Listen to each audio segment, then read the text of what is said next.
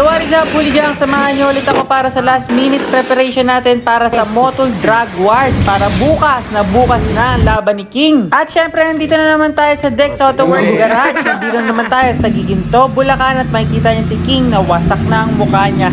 Basic lang naman ang gagawin. Tatanggalin ang upuan ni King tapos ikakabit yung RAM. At para medyo aesthetics naman, tinanong na si Boss Dex kung meron siyang spare na headlight. Papalitan muna natin tong depo headlights natin. Depo lang yan at ito ang makikita niyan Torotot. Yan ang RAM air intake natin. Ito na po ang papalitan. Ito ang bubutasin. Yan, makikita nyo naman. 3 muna yung binutas namin pero dapat pala 4 agad. At syempre nga, dinouble check namin ang sukat ng tubo na to. Baka kasi tanungin kung sino daw ang gumawa. Pangit ang gawa, ayaw daw ni Boss Dex nun. At hindi na nga kinaya ng debaterian drill. Dito naman kami sa electric drill. Makikita nyo naman na successful ang butas pero medyo masikip pa din kasi dati naka-duct tape lang. Medyo kumakalog-kalog baka may mangyari pang masama. At dito naman makikita nyo ang doggy ng kapitbahay. Kailangan naman dito Hooligang eksakto talaga ang tsamba mo. Hehe, kaya lalagyan natin siya ng marker. Makikita nyo naman na binubutasan na natin yung harapan ng headlight. Wala nang balikan to Hooligang, kaya kailangan na natin galingan. At ito, hindi na naman kinaya ng debaterya nating drill. Shoutout kay Inko kasi Inko rin yung gagamitin natin na desaksak na sa kuryente. Makikita nyo naman na tuloy-tuloy na pagbutas dito sa ating headlight. Bakit ko ba binutas Hooligang? Kasi nakatono po si King para sa RAM air intake. Talagang wala siyang air filter para lumabas ang kanyang truly horsepower. At syempre Hooligang, wala namang mga bato-bato, wala namang dumadaan sa racetrack kaya okay lang naka-RAM air intake tayo. Pero doon na natin ikakabit yan sa mismong Clark International Speedway para hindi tayo makakuha ng bato, baka kasi masira na naman tayo. Pine-prevent pala muna natin magkaroon ng aberya para maging maayos ang ating laban. Parang masarap naman sa feeling na walang problema ang iyong sasakyan at dire-diretso ang gagawin mo sa buhay. At medyo patapos na nga ito Hooligang, nakita nyo naman ng Torotot at hihigpitan na lang yan dito para ma-fix na yung ating fitment sa RAM. Nilagyan kasi ng konting space para sa alog ng makina, baka naman matanggal. Ito, tinanggal ulit namin siya kasi babiyahin na ako pa uwi. At syempre, weight reduction tayo. Tatanggalin natin yung upuan ni Commander para naman magaan tayo. Ayan, makikita nyo na spacious na ang loob ng ating SIR na si King. Ito naman, pinapaayos ko at pinapatanggal pala ang power steering. Syempre, much better kung magda-drag race kayo para safe. Ito naman, tinitingnan namin ng mga belt at umorder din ako ng mga belt, extra belt para sa alternator belt pati din sa aircon natin. Kung mapuputulan tayo, mapipigtasan tayo, may pamalit. Yan, maraming salamat at nililinis na ni Boss Dex. Baka kasi may lumabas na liquid mapunta sa gulong, mag-skid pa tayo. At binigyan na nga natin ng regalo si Boss Dex ng Evo helmet. Makikita nyo naman dito ang XC300 na black. Bagay na bagay sa kanya yan. So suot niya pa yan, makikita nyo kahit walang balakalaba. Eto, balakalaba niya.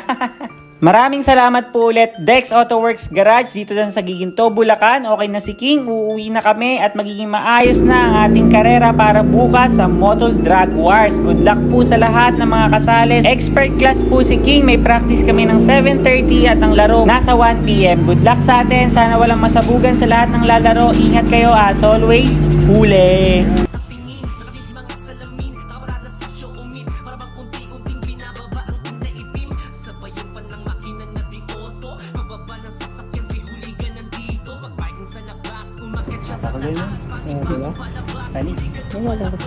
Huli.